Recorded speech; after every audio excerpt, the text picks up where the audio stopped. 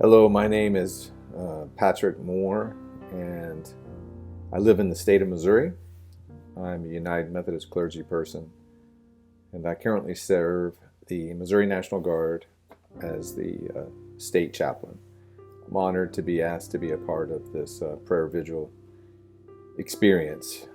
My meditation today is rooted in Psalm 62 that I happened to turn to a few months ago, and the words of the psalmist have really haunted me the last few months as I take the words of the psalmist and evaluate my own lived experience through them.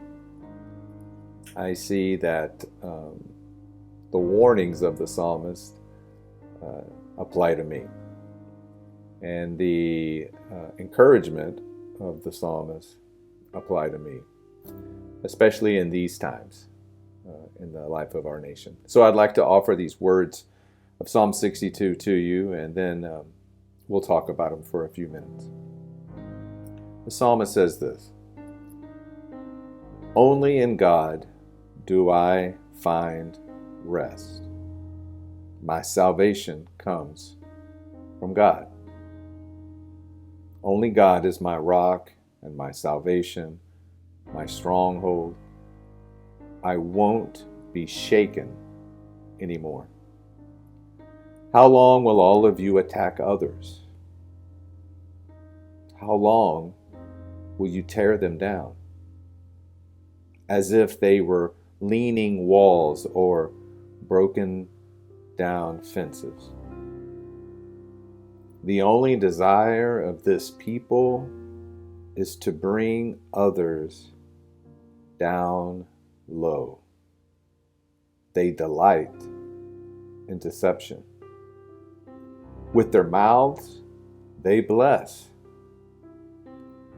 but inside, they are cursing. Oh, I must find rest in God only, because my hope comes from Him. Only God is my rock and my salvation, my stronghold. I will not be shaken. My deliverance and glory depend on God. God is my strong rock. My refuge is in God. All you people, trust in Him at all times. Put out your hearts before Him. God is our refuge. Human beings are nothing but a breath. Human beings are nothing but lies. They don't even register on a scale taken all together. They are lighter than a breath. So don't trust in violence. Don't set false hopes in robbery. When wealth bears fruit, don't set your heart on it. God has spoken one thing. Make it two things: that I myself have heard, that strength belongs to God, and faithful love comes from you, my Lord, and that you will repay everyone according to their deeds." This is the word of God for the people of God. Thanks be to God. When I go to spiritual direction, my spiritual director will spend a few moments centering us, and she will say something to this effect: that we need to work on getting here to being here. And I've always found that fascinating, because oftentimes it is in the moments of getting someplace, getting to the appointed place, that we're bringing all kinds of concerns and frustrations and fears, excitements, anxieties, hopes, wishes, and dreams. And it's in the pursuit of getting to that place that we often forget that we've already arrived. So when the psalmist says this, only in God do I trust and find rest, I think of how much my life is spent in restlessness. And it's in that restlessness that the fruit of my false self, that which is not rooted in God and in the desires of God, that restlessness causes me to seek out relief in everything except the one thing that ultimately provides rest, and that is in the divine, in the Spirit, in the Lord. William Stringfellow was a lawyer who wrote primarily in the late 50s, 60s, and 70s. He was an Episcopal layperson, a lawyer, a gay man. He wrote some biting literature about the political state of America, which I'm not going to read into that. But he wrote a book called The Impostors of God. And in that, he talks about the concept of idolatry. And I'd like to read just a brief paragraph from his book, Impostors of God. He says, all idols are impostors of God. Whatever its specific character, an idol is a person or thing or abstract notion enshrined as God. Idolatry is the worship of what men and women have turned into such an impostor. In other words, idolatry means honoring the idol as that which renders the existence of the idolater morally significant, ultimately worthwhile. The idolater believes that his or her virtue or worthiness depends upon the consistency and zeal and appropriateness of the devotion, service, and elevation he or she accords to the idol. Those words, along with the psalmist words of Psalm 62, really converge upon my life. Because at the root of my lived experience, I am an idolater. I turn to lesser things to relieve the pain of my estrangement from my true self, from the divine life, from my experience of the Spirit. And many of us may struggle with what I might call afflictive idols, things that we know that either total or at least mitigated abstinence from would serve us well. We may drink too much, we may eat too much, we may distract ourselves with things that are passing and fleeting. We know that. But it's the more romantic idols that often spiritual people struggle with.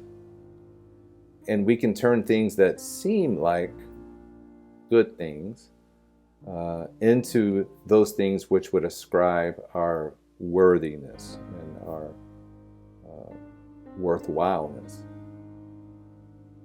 And so we can get caught up in having successful careers that bring impact to people. We can get caught up in raising families that seem healthy and that our children are above average. We want a society that not only talks about justice and peace, but when that society falls short, we want to fight for peace and to advocate for policies and decisions that truly bring justice and opportunity for all. And so when those things are threatened, when our supposed rest and peace and salvation is threatened, we oftentimes respond out of a place of defensiveness.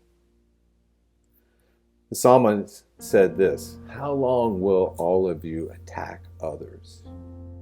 How long will you tear them down?" The psalmist goes on to say the only desire of this people is to bring others down low. And with their mouths they bless, but inside they are cursing. I can only speak for me, and this is my meditation of confession,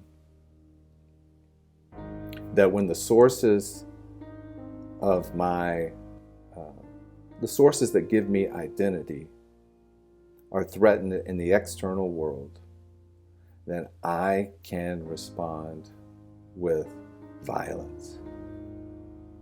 Violence of thought, where I dehumanize the other.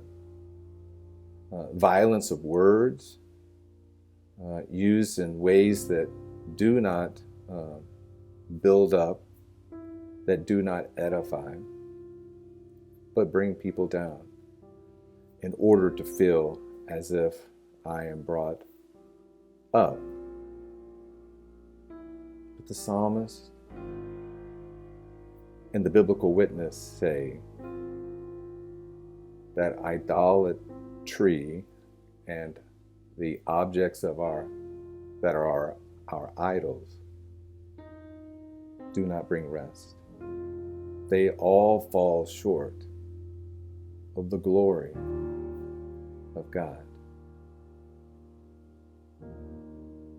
I'm wondering, as we move forward in this fragile time in our nation's history, that we could take a moment of stop worrying how we got here,